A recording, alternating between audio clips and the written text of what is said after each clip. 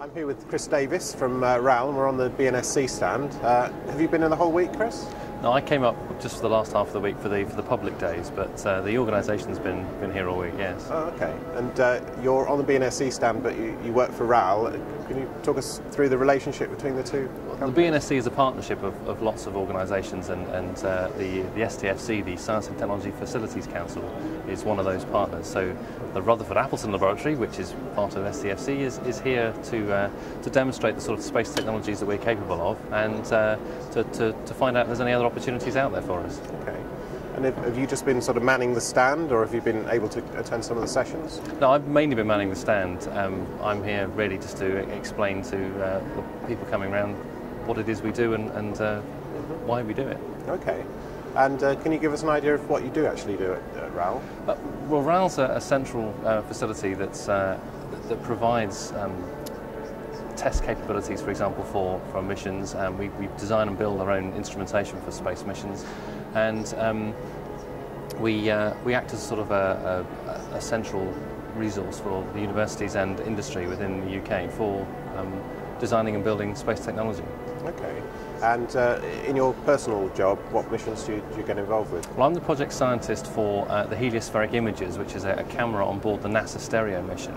And this is a mission to send 2 spacecraft out either side of the Earth, looking back at the Sun and making 3D observations of the Sun.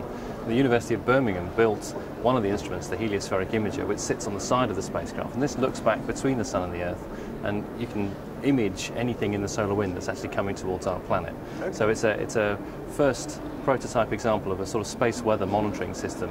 The reason that that's important is because these storms from the Sun can cause damage to spacecraft and are a radiation hazard for astronauts.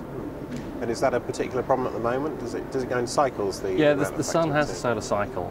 We're at the quietest point of the solar cycle at the moment, which is good if you're in space. There's much less radiation kicking about. But it's also good scientifically, because to try and understand these very complex phenomena, it's quite good to have the Sun slowing down enough to kick out one of these storms in isolation.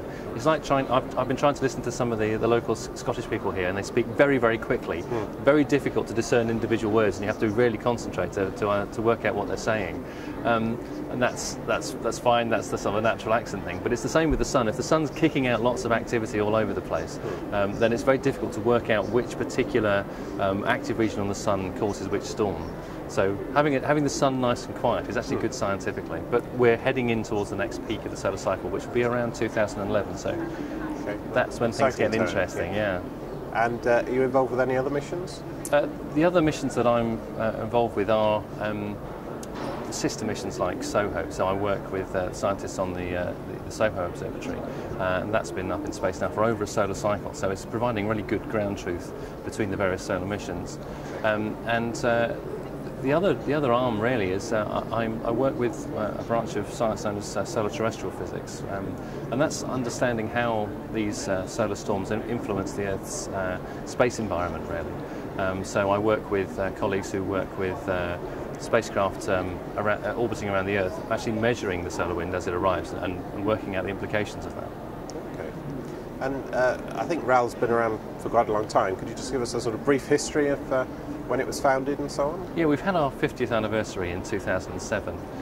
RAL grew out of a laboratory next to the Harwell nuclear facility, and it was really initially a particle physics laboratory, and it was known then as the Rutherford laboratory. And in the early 80s, the Appleton laboratory, which was a radio research station in Slough, was moved to be on the same site. And since then, the Space Science Department really continues the work of the old Appleton lab. So we have a heritage which goes right back to the earliest days of radio. Appleton himself was the person who discovered the Earth's ionosphere, or certainly proved the existence of a layer there, and that was back in the 1920s. So we have a real length of history, and we've been involved in space missions since the very earliest days. Okay. And we came to visit you the other day, and there was this impressive building next to RAL, the Diamond Light Source. Could you just tell us about that? Yeah, the Diamond Light Source is a spectacular building, as you say. The guards on the gate do like to tell people it's a football stadium. It's that kind of size building. It's a ring building. It's a synchrotron light source you accelerate electrons up to close to the speed of light. They can't go faster than the speed of light, so they shed the extra energy in the form of X-rays. And the scientists there are using these X-rays to make very detailed and intricate observations of very small things.